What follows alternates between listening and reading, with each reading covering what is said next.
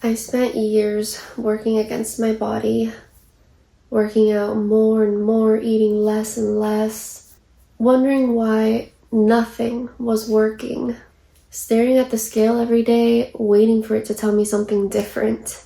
And the whole time, I thought I just needed more discipline to work out more, to eat less, more willpower, more of something. What I needed to do was stop. So today I'm sharing the 5 things that I stopped doing that actually changed everything.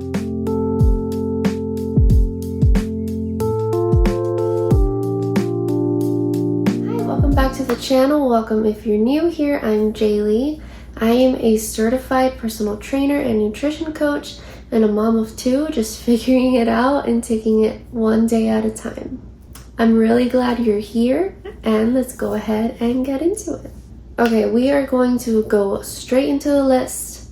Pay attention. Take some notes if you want to.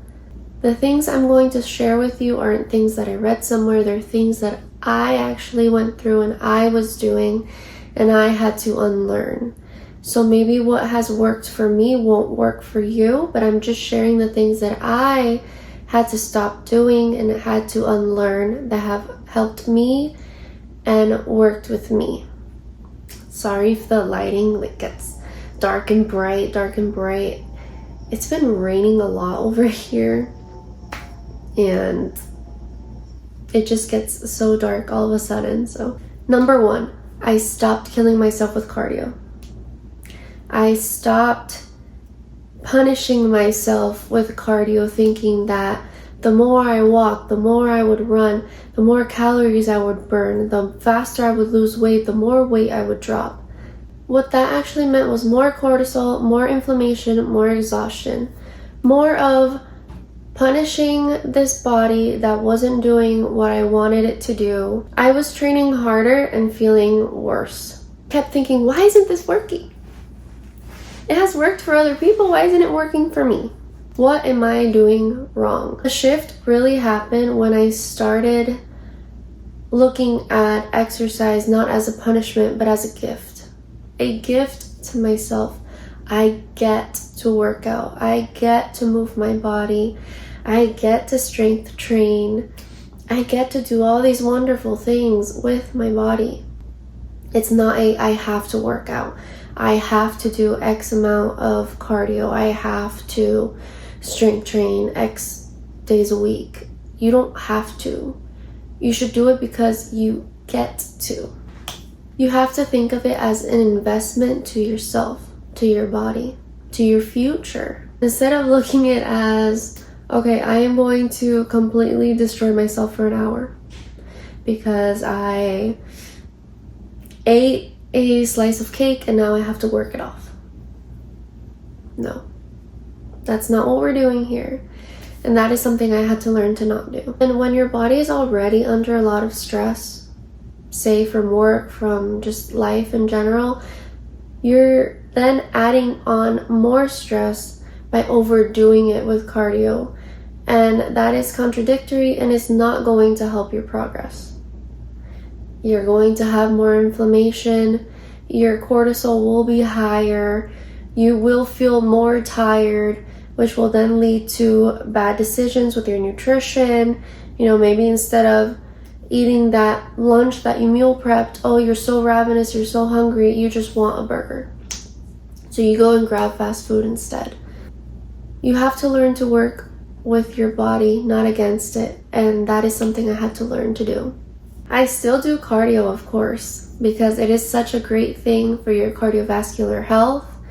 But now I don't do it as a punishment. I do it as a reward to myself or a gift to myself that I get to move my body. And it's on my terms for my health. Number 2, I stopped eating less to weigh less. And this one is deeply personal. At one point of my journey, I was eating so little that my body was just running on fumes. I was losing hair. I was very tired. Again, this could have also been my whole thyroid issue, but I know that under eating was not helping. And I called it discipline. I called it doing the work. Was I so wrong? But what I was really doing is I was telling my body that it was on survival mode, that I had to hold on to whatever little bit I gave it, right? Which didn't help with the weight loss, didn't help with the water weight. Why? Because my body was so depleted. It was just holding on to whatever I gave it and would not let go.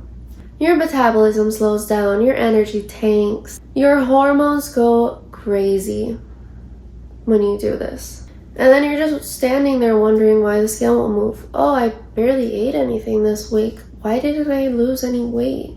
In fact, maybe you gain weight. The truth is, I had to learn how to fuel my body properly. Not necessarily eating less, but eating more of the right things. The right foods that didn't trigger my inflammation, the right foods that didn't trigger my body to retain water, the right foods to provide me with energy so that I could work out and move my body and burn those calories in that way. That is a whole different thing. Food is not the enemy. Undereating is. It is not a strategy. When you undereat, you are creating a debt with yourself and your body will collect it. When I actually started eating enough, I started eating enough protein, enough carbs, enough fats for my body. Everything shifted. My energy changed, my moods changed, my focus changed. I stopped struggling so much to stay on track because my body was being fueled properly now. Feed your body. I cannot stress that enough. Feed your body. It is literally working so hard for you. Feed it. Don't starve your body, please. Number 3, I stopped following plans that weren't built for my body, for my specific situation. I stopped forcing my body into plans that were never made for it. And this is the one that most people don't want to talk about because I feel like in a way you're kind of admitting defeat. Because admitting that your body has limitations can feel like you're admitting defeat. And some people will even say that you're just making excuses to not do the work when that's not the case. You are trying to do the work, you just have to do it differently than they are. And that is something I had to learn how to do. Here's the thing that I know now. My body is not the same as a 22-year-old who hasn't had kids, who hasn't been through any surgeries, who doesn't deal with chronic pain. I cannot do the same workout regimen as she does because of course it works for her body, but it's not going to work for mine. I have been through a lot of things and my body is just not going to respond the same way, and that is okay. That doesn't make me weak. That doesn't mean I'm making excuses. That doesn't mean I'm not willing to do the work. But when I did follow those plans and they didn't work, it left me in pain. I couldn't keep up. I needed to modify certain exercises because they did cause me a lot of pain. I told myself that I was the problem, that I was weak, that I just needed to push through. That is not resilience. That is ignoring your body's signals. It is literally telling you to stop. The real shift came when I learned how to work with my body, finding what actually felt good, what didn't cause me pain, what didn't cause me to flare up, understanding that not every day I will be able to do the same things, because some days I will be fine, but other days I won't be. And I need to learn to modify on those days and not just force myself to push through it. Building something sustainable, not just on paper, but for actual real life. It has to be sustainable in order for you to be able to keep this up long term. And something I had to learn was that no one was going to give me a trophy for finishing a workout that was causing me pain. Instead, what I got at the end of it was a week long of pain. It set me back for longer than if I would have just modified the workouts. Your starting point is valid. You know the point where you're starting from. You know your body's limitations. And building from where you are is not the easy way out. It's actually smart because you will be able to build those sustainable habits long term because you are working with your body. Number 4, I stopped letting the scale decide how the rest of my day went. My mornings would usually start like this. I would wake up, brush my teeth, step on the scale, and depending on the number, that's how I decided whether or not I would have a good or bad day. If the number was good, then my day would go great. But if the number was not what I was expecting, I would spiral. And that's honestly such a terrible way to live and a terrible way to measure progress. The scale doesn't know if you built muscle this week. It doesn't know if you're retaining water. It doesn't know if you hit a new personal best at the gym, or that your energy is better, that you're feeling better, that your clothes fit different. It doesn't know any of that.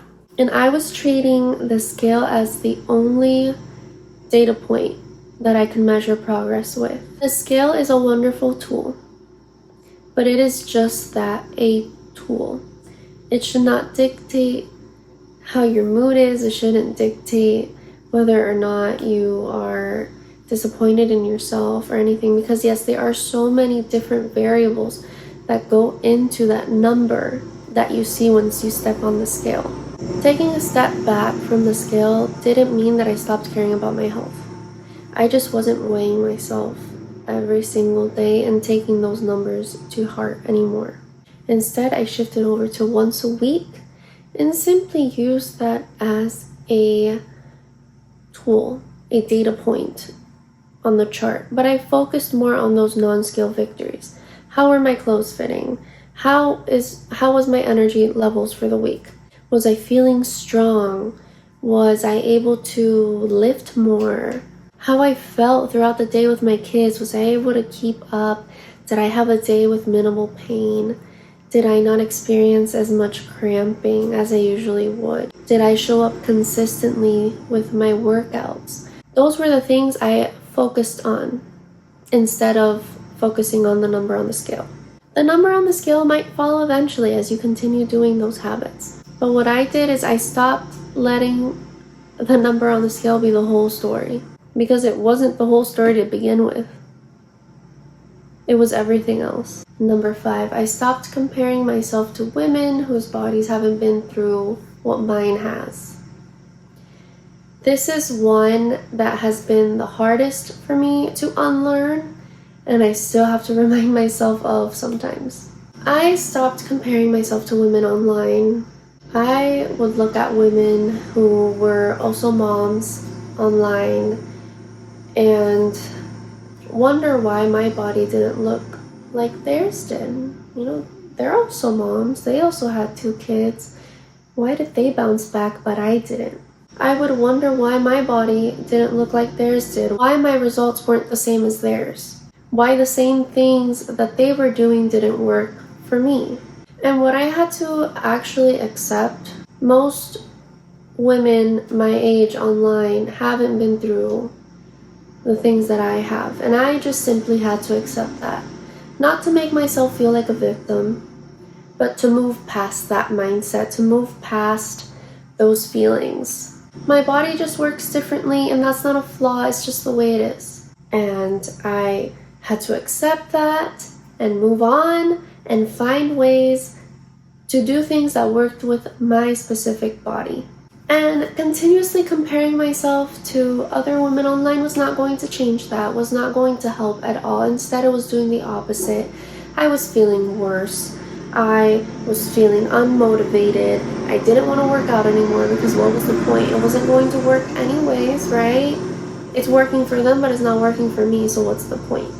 I would throw in the towel. But I had to work through that. That's not the right way to do things. When I finally stopped fighting against my body and started learning the things that I had to do instead, such as modifying workouts, maybe skipping a certain type of workout for that day and doing something else instead, everything shifted. I had to truly listen to my body and make those adjustments, not because I was punishing or resenting my body, but because I wanted to work with it. And then eventually things got easier. It started working for me. And that's what I want for you too. Your body has carried you through more than you could probably imagine, more than you're giving it credit for. Your body needs a friend, not an enemy. If any of these hit home for you, I would genuinely like to know which one. Just go ahead and leave me a comment, because I know how hard it was to unlearn some of these. I know how long it took me to unlearn some of these. So if even the thought of knowing that someone else also went through this helps you let go of things that aren't serving you, then my mission here is done. That was the whole point of me making this video. I just wanted to share the things that I had to unlearn in hopes that other women would unlearn these as well. And if you're new here, hi, I would love it if you would stick around and subscribe. And if you enjoyed content like this, go ahead and give me a like or a thumbs up. Thank you guys so much for watching this video and for your support. And for those of you who have subscribed to my channel, I'm so proud of this little community that we're building here. And I will see you guys in the next video.